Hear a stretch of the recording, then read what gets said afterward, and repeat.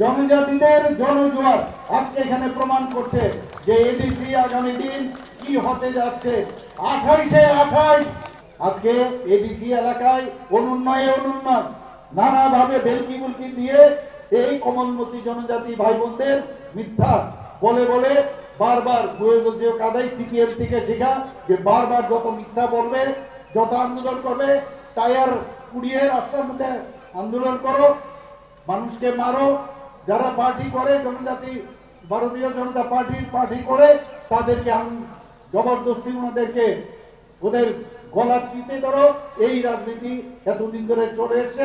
এখন কিন্তু আমরা সেগুলো কোনো অবস্থায় বরদাস্ত করব না। এবং আমরা আগামী দিন এখানে আজকের এই যে জনজাতিদের একটু আগে আমার এত সুন্দরভাবে উনি বলছিলেন যে জনজোয়ার, আর আমি এটাকে আরো সুন্দরভাবে যদি বলি যে আজকে জনজাতিদের জনজোয়ার আজকে এখানে প্রমাণ করছে যে এডিসি আগামী দিন কি হতে যাচ্ছে। 28 আমরা কম সংখ্যক যে 2019-এ আমরা কম সংখ্যক যে আসনে আমরা প্রতিদ্বন্দ্বিতা করে যদি আমরা 10টা আসন পাই, তাহলে আপনারা ভাবুন যদি 28টা আমরা যদি আমরা সেখানে প্রতিযোগিতা করি, আমরা যদি ইলেকশনে দাঁড়াই তাহলে কি হবে, কি দাঁড়াবে।